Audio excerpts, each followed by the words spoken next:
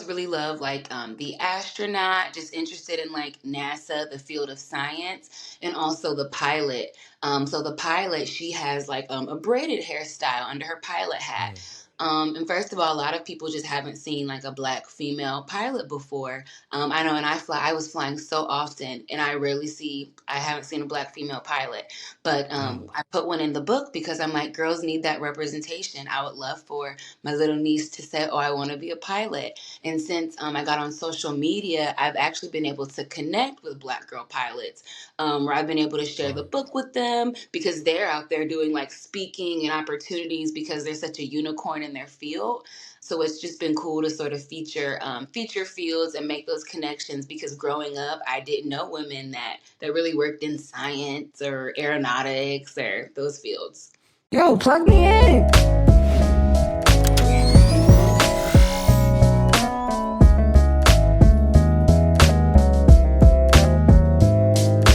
Plug me in to the STEM Plug podcast. Welcome to another episode of the STEM Plug podcast.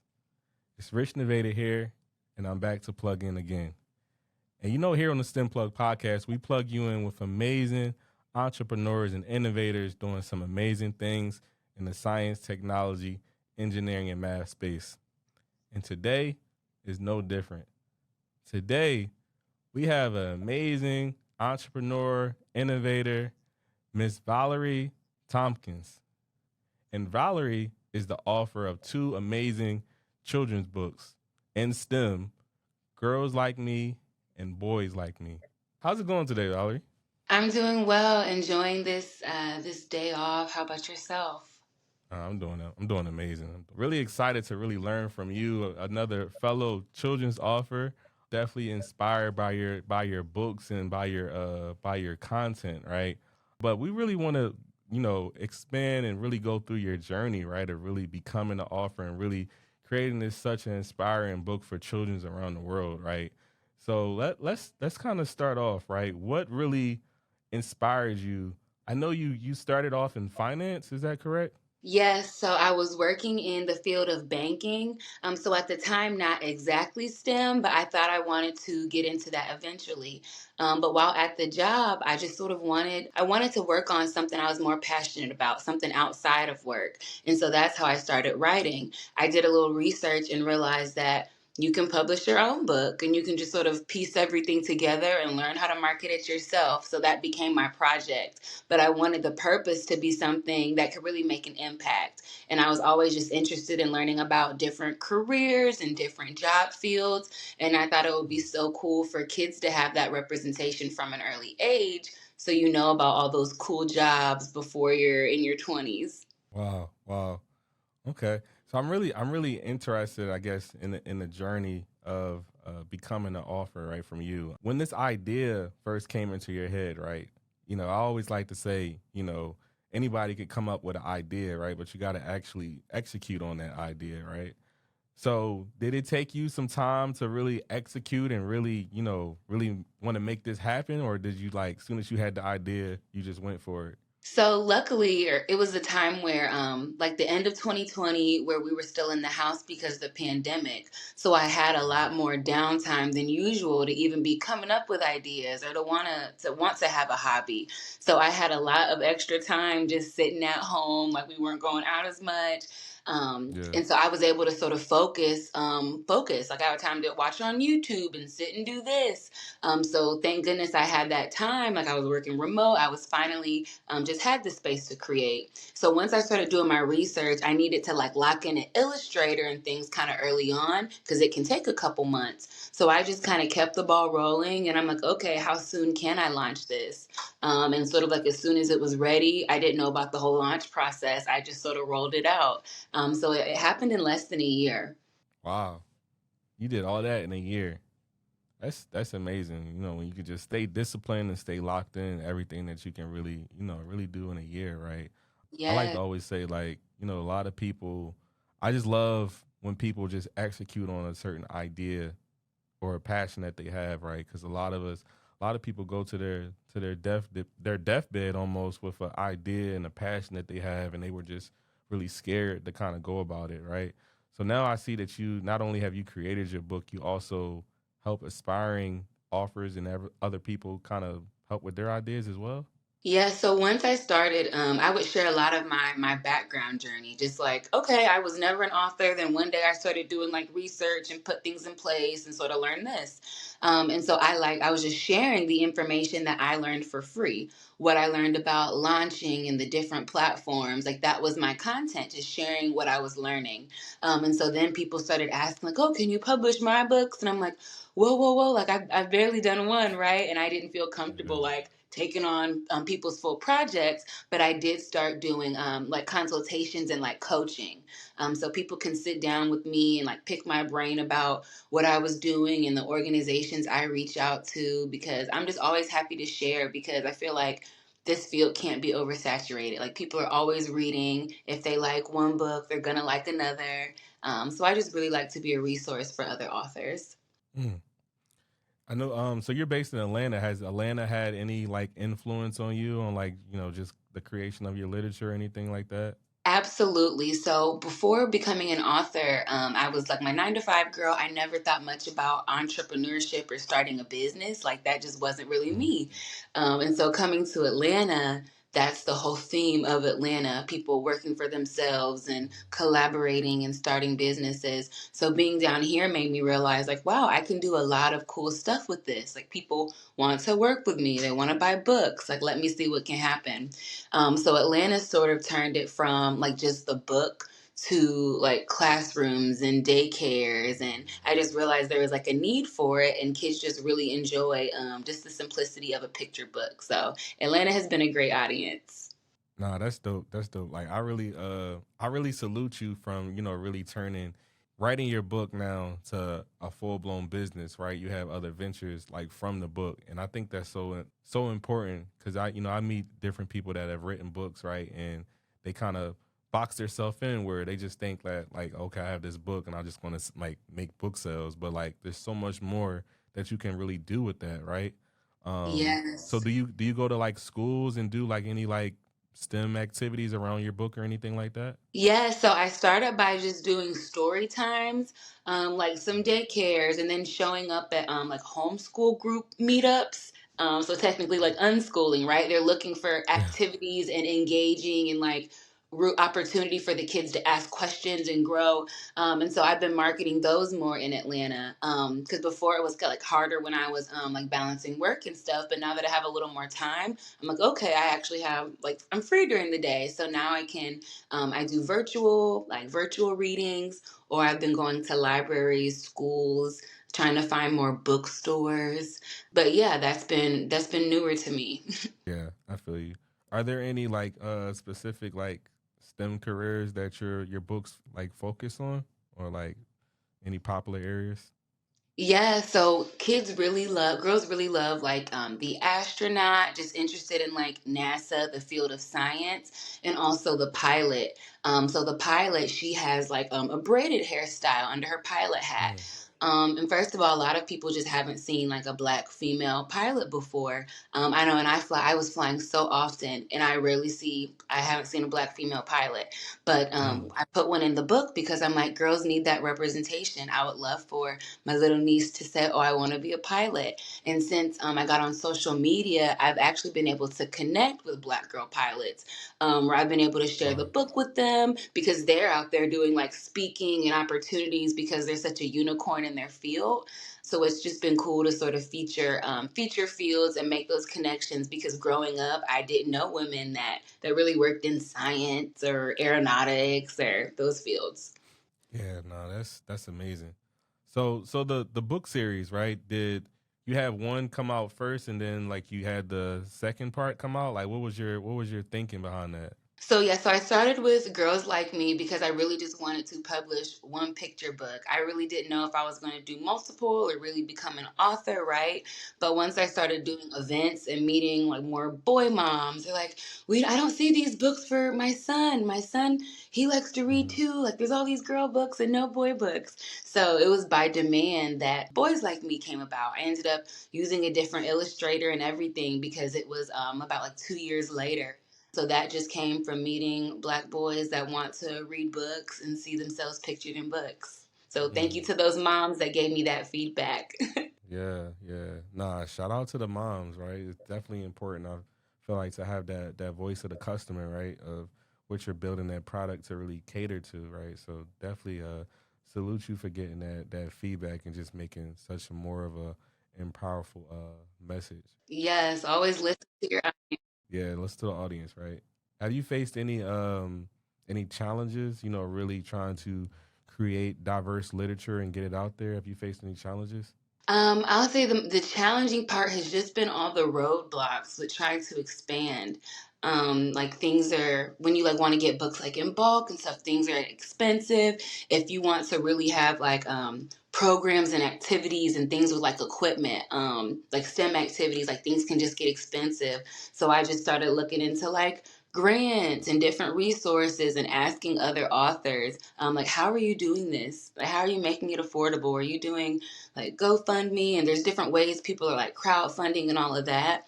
So for me, the hardest part has just been like trying to expand still as just like a small business and not a whole publishing company. Mm, okay, because you are self published, right? Yes, so yeah, I'm self-published, but it's like as a self-published author, you can choose to just really market yourself and sell to bookstores and work with like community organizations. You just have to find those relationships yourself. So it's just like up to me and like my community. That I do have people that really supportive people around me that are helping me find resources and connect me to their principal friend and librarian friend, and it's been the community that's really helped me. Yeah, yeah, yeah. Okay. So for boys, so I know for boys like me, what are the future STEM careers that we have in this book? Yes, so he ventures off a little bit. He's like a pharmacist, and it Wow. even goes outside of STEM too.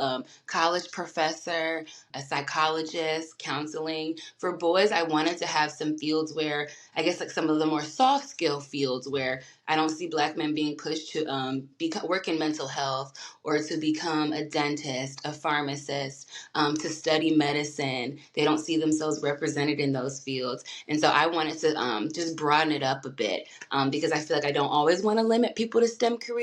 I just want to push them towards something where they can make a positive impact and see all the careers they can choose from. Yeah, no, that's very very cool. So when you have these different like I guess careers that you kind of like put within the book, right? Do you have like friends or in these certain careers, or how do you really like I guess study the career to kind of now put this in the literature to really make a character like kind of going into it? How do you what's your game plan for that? Yeah, so I'm happy you asked. So, Girls Like Me, those roles were inspired by a lot of the girls I met in college. Like a lot of my sorority sisters. These were the first girls I met that were studying to become doctors and engineers. And so that's why on the front cover of Girls Like Me, she's a doctor. And I always say that's my friend Jocelyn. I watched her like from her beginning of her medical school journey, and now she's like in residency, and she just has all of these unique experiences as like a Black female soon to be doctor. So I put her on the cover. But yes, my best friend's like an engineer. I have friends that were have like interned at NASA. I also have like a lawyer inside the book. I have lots of friends in law school. But I didn't know women in these fields until I went to college and met these girls. And so they were sort of my inspiration. I'm like, wow, I know these people in real life. Yeah. Now your friends lit. That's what's up. That's what's up. Yeah, they really are. That's dope. And just I know really I guess kids really just seeing those images and those careers is probably, I can only imagine what it can really do for their future, right? And just the impact of really their whole family generations, right? You're not just impacting just those kids now, you're impacting their mindset and their thinking on how they're going to really grow and develop and turn into future leaders. So shout out to you for really bringing this experience really all about. Thank you, because I just feel like it's crazy that in like 2024, people are still like the only one, or that people are still like a unicorn by having some of these cool jobs. And I'm like, I would just love to normalize it to where people have resources in their family, to where it's easy to call for job advice and to just get resume advice and to just normalize these different job fields so that kids can know they have all these different opportunities and not be put in a box by maybe if their school isn't encouraging them or if they don't have the resources at home. Just make sure the resources are available so that they can sort of think outside the box. Yeah, yeah. No, that's true. So I seen your social media, and I seen you do a lot of different events in the community and everything. So that's really dope.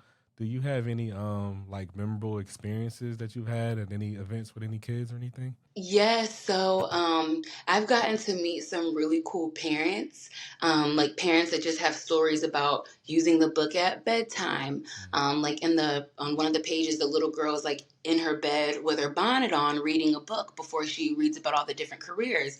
And moms have said that bonnet is just iconic in my household. It lets my little girl know it's okay to cover up her hair.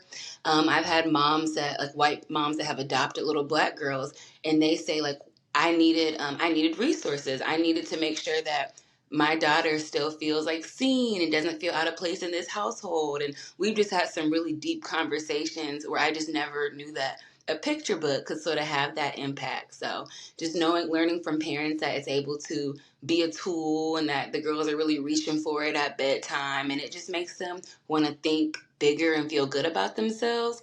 That just lets me know I did something right. Wow, wow, that's amazing. So have you like traveled all around the country with your book? Like, what's your like favorite area that you went to? So I'll say I was able to do something in LA. I collaborated with another author, Serena, that lives in LA. And so we were able to do like a book fair type deal at a library. So that was really fun.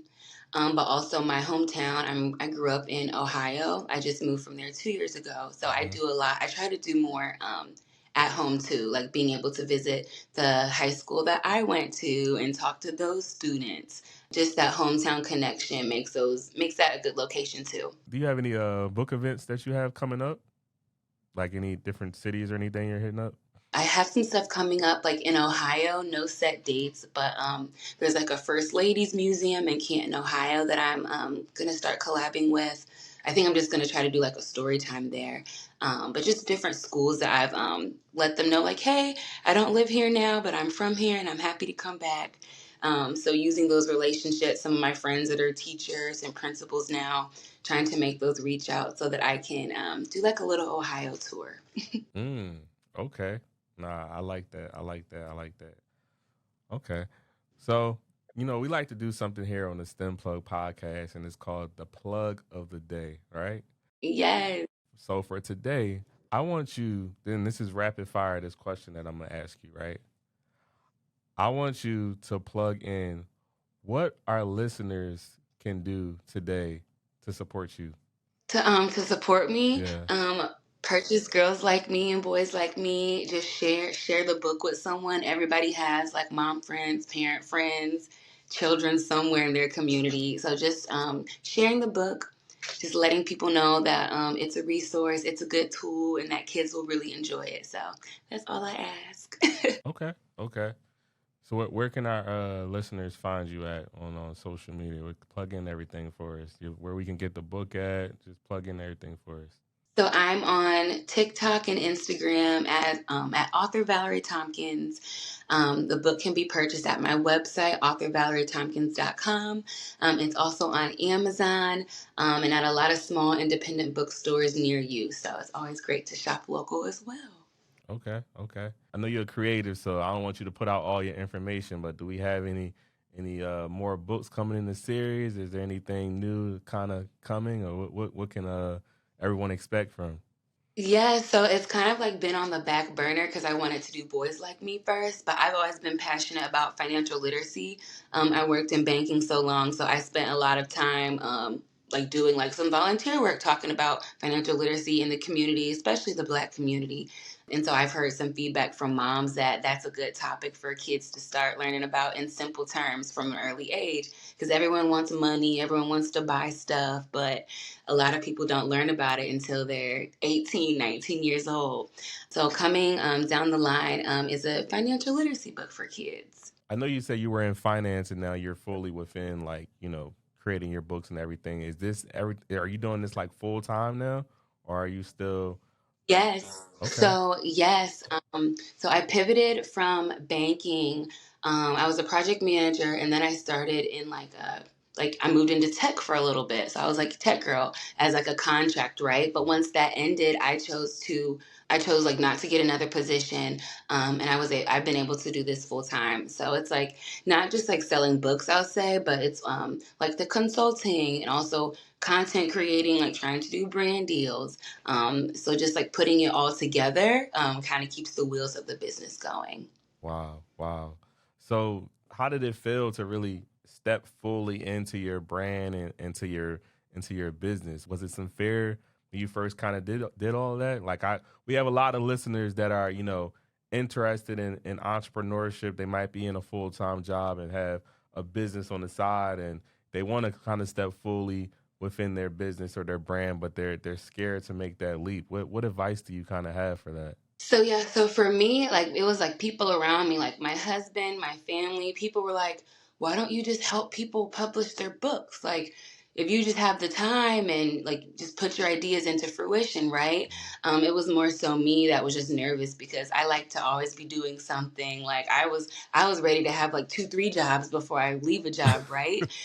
So that's why I say this is like an experiment because I never say that I'll be like done with corporate forever. Like if I find something I enjoy, like I wanna have a job that I enjoy, right? But so I'll just say, yeah, make sure you just find your good balance because it can be scary because I feel like I always have to be doing something because before you can get paid every week or every 2 weeks regardless. But with this, I have to really make sure I'm selling books and booking appointments and trying to make content. So it's just a lot more pressure. But right now, I'm just like blessed that I'm able to sort of like experiment with it, see if I want to stay this way forever. But I was just never someone that said, oh, I'm going to start a business and quit my job. Like that wasn't really my long term plan. So Mm. just seeing where God is taking us right now. Nah, that's dope. Shout out to you for taking that leap of faith, and on that other side of fear is, some things that you can never really expect or never can even imagine, right? So I'm definitely excited for you for everything that you about to continue to do. So that's dope. Thank you. Yes, thank you so much for having me. It's always fun to share. I love to share the backstory to just let people know that I think anyone can become an author.